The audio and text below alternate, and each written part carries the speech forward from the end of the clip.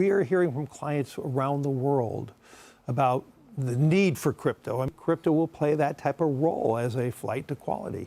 这是全世界权力最大的公司贝莱德执行长 Larry Fink 口中说的话。其实比特币要走到今天这一步很不容易。待会儿带你看他以前对比特币的态度是多么的不屑，这样的态度180度大转变又是为什么呢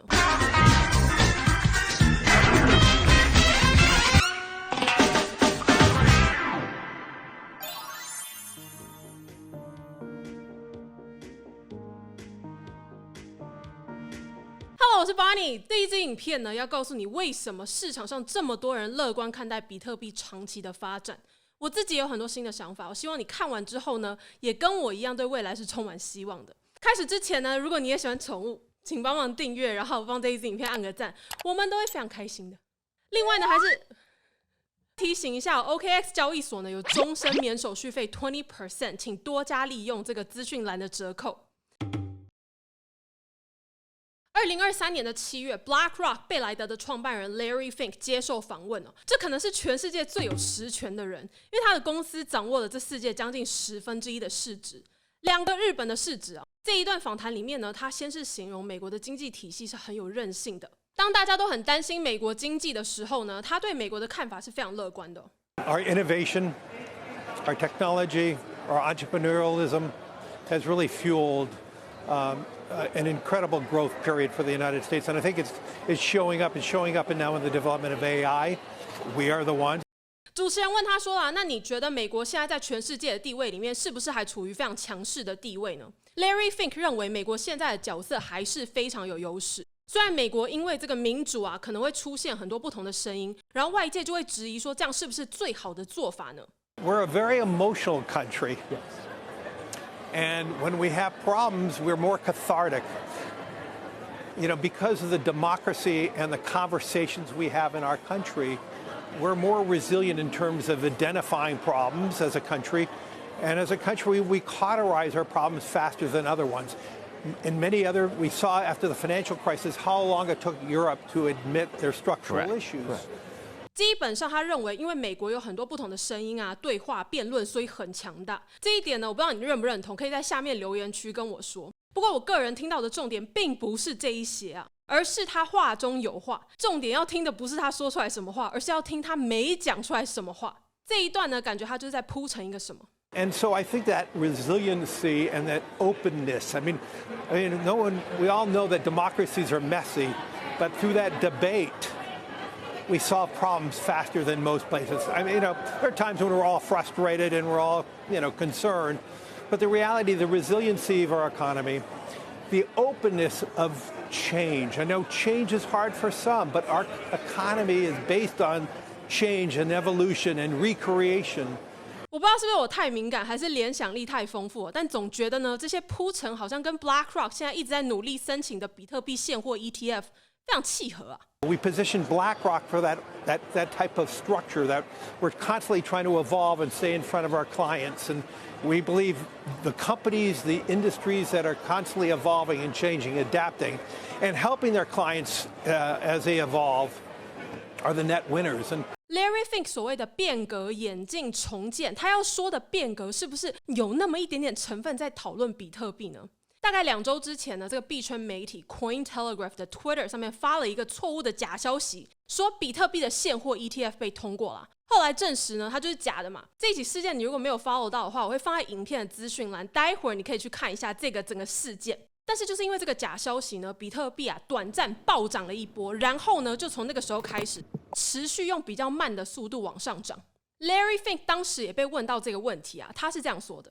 I think it's just an example of the pent-up interest in crypto. And we are hearing from clients around the world about the need for crypto. When you think about, I think some of this rally is way beyond the rumor. I think the rally today is about a flight to quality. Larry 说的 flight to quality 其实就是避险，它是一个专有名词就是安全投资转移。意思就是说呢，市场存在一些不明朗的因素，所以投资人会把资金转移到他们认为最安全的这个投资标的来避险。这里他所说的这个不明朗的因素，就是比如说以巴战争还有全球的恐怖主义。Crypto will play that type of role as a flight to quality. 这是 Larry 现在的说法。我们回顾5年前的影片 ，Larry Fink 他对比特币的这个话题其实是不屑一顾的。Don't your clients want crypto exposure? No. 这是5年前的说法啦，再听一次对比，这是现在的说法。We are hearing from clients around the world about the need for crypto.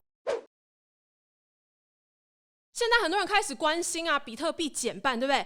而且根据比特币的历史来看呢，每一次遇到比特币减半之后几个月，比特币的币价就会暴涨，然后带领币圈一起涨。但是现在遇到很多声音说啊，先前比特币减半都是刚好遇到市场好啊，遇到宽松的货币政策，对不对？市场上面热钱很多。但是到了下一次比特币减半，落在2024年的4到5月，那个时候预期经济可能是不好的。所以很多人质疑比特币减半还会为币圈带来什么很好的消息吗？还是市场上面根本没有钱，也没有办法涨啦？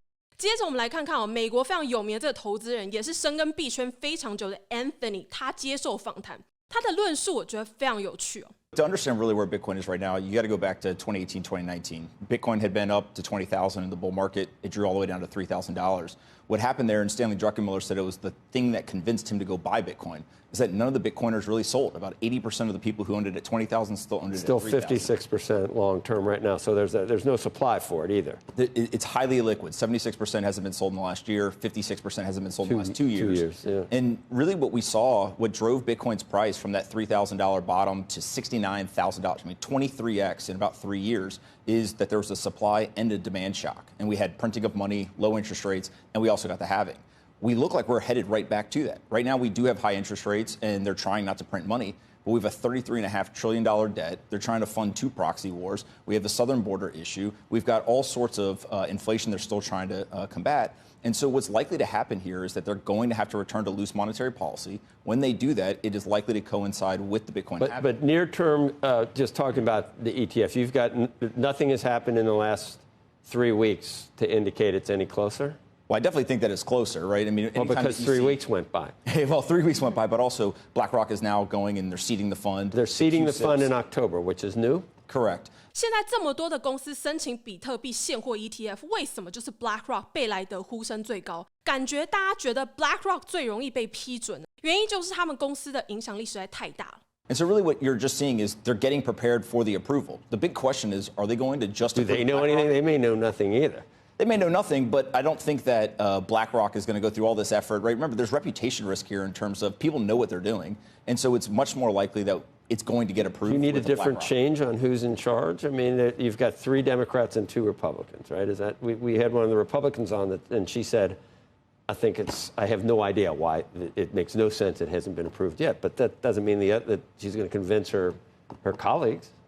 At the end of the day, Bitcoin doesn't care about the politics of it all, right? 这里说的上节目的 SEC 委员就是 Hester。I've been thinking we should approve one for the last 5 years, so that the logic for why we haven't has always mystified me. 目前美国是民主党当政哦，看起来对比特币并不是特别的友好。相较之下呢，大家觉得在野党共和党可能相较起来对比特币是比较友善的。美国证券交易委员会 SEC 呢，现在有5个人，主席 Gary Gensler、Caroline 跟 Jamie 都是比较不支持比特币的民主党。Hester 跟 Mark 就是比较支持比特币的共和党。这里有人想要质疑 Anthony 所谓的比特币本身跟政治无关的这个论述，因为呢，这个人认为说比特币币价是跟政治有绝对的关系啊。Well, Anthony, the only thing I was going to say is that what Washington does is very, very important. If it weren't, there wouldn't be so many Bitcoin enthusiasts trying to do so much to spend money there and try and influence. If you look at Sam Bankman-Fried or anybody down the line, what Washington decides does matter. And I would think that having them decide something would be helpful. Like just getting rules of the road would probably. So I think that the companies that deal with Bitcoin or cryptocurrencies, they care what Washington is doing, right? They're the ones who are spending the money. They're the ones who are doing this. Bitcoin is a decentralized protocol. Bitcoin's not spending any money. Bitcoin doesn't even have a team behind it. And so I think that the companies very much care, and they are lobbying, and they are trying to get these clarity of rules and try to push this forward. But Bitcoin itself, if the government tomorrow came out and banned Bitcoin, everyone else around the world would say, okay, and they probably would actually go buy it because all of a sudden they would say, hey, this is outside the system. This is something that isn't controlled by any government. It isn't controlled by any individual. And so it's this very interesting thing where decentralization of the protocol really matters, but the companies, they're still centralized companies with American citizens running them, and they definitely care what is going on in Washington. 所以意思就是说，比特币本身呢，它是不管这些政治啊、这些角力啊、这些游说的。不过，大部分币圈的公司本质上面还是中心化的，所以呢，他们当然非常在乎立法这个议题。Bitcoin is just highly, highly disciplined, right? It is the most disciplined central bank in the world. It doesn't care what's going on in the news. It doesn't care about geopolitics. It just produces block after block of transactions. But the price of Bitcoin does. The price of Bitcoin cares very much about what happens. Bitcoin's up 100% to start this year, right? And I don't think a lot of people kind of recognize that because they remember it was at 69,000. It drew down to 15, but it's up 100% to start the year. And so when you look at that, the market is obviously telling us something. 现在比特币的价格可能会让看过比特币之前牛市高点的人觉得币价很平淡啊。但是呢，他在这里要强调的是，他不是跟最高点在比较哦，他看的是比特币今年其实已经涨1倍啦，所以呢，资金代表是持续流入的。接着他们说，你看哦，比特币的总量限制在2100万，对不对？它的数量是有限制的，它是有限制的资产。但是传统的避险安全资产，像是美国国债，它的数量是没有上限的。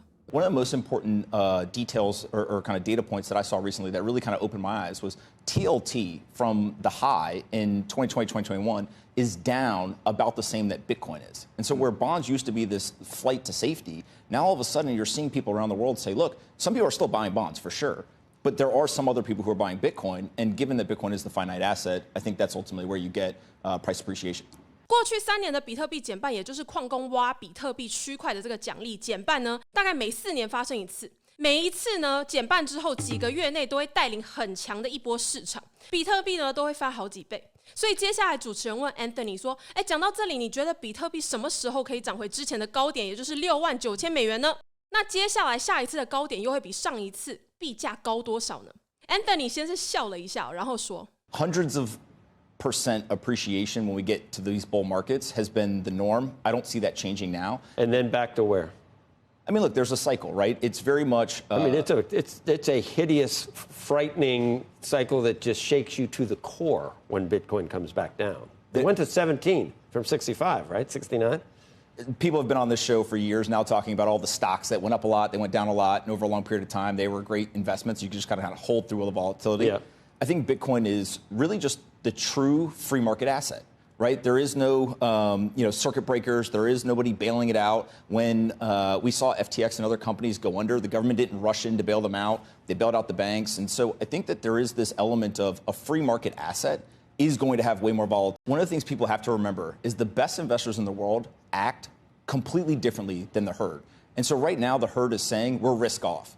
Every great investor I know is going risk on. They're buying these assets at suppressed prices because they know what's going to happen. We're going to return to loose monetary policy and prices are going to go back up. Are we, though? Higher for longer. Higher for longer. Higher for longer. You eventually run into math, and ultimately you have a $33.5 trillion debt. You added $500 billion in the last month. We're sending hundreds of billions of dollars around for these proxy wars. If you're going to continue to raise the national debt, you're going to have to inflate it away. And so loose monetary policy is going to be the standard over the coming years. 谢谢你陪伴我们聊到这里啊！我相信你应该是深耕比特币币圈很久的人，或者是对投资很有兴趣的朋友。这一支影片讨论的内容呢，相较之下对比特币是比较乐观的一些想法，但是要记得啊，加密货币它是非常高风险的投资。影片的内容讨论的时间线呢，它的时间轴是拉很长的，并不代表这些访谈呢短期看好比特币的币价。所以最重要的是自己要多看多研究，然后理出一个最适合你自己的想法跟理论。这才是我们最终极的目标啊！那影片最后的问题来了，你认为呢？下一个比特币减半会带来好消息、带来牛市的，请在留言区留言打个1。你认为现在的状况跟以前可能不太一样了，不会带来牛市的，帮我在留言区打个2。我们在币圈继续努力，下一次见，拜拜。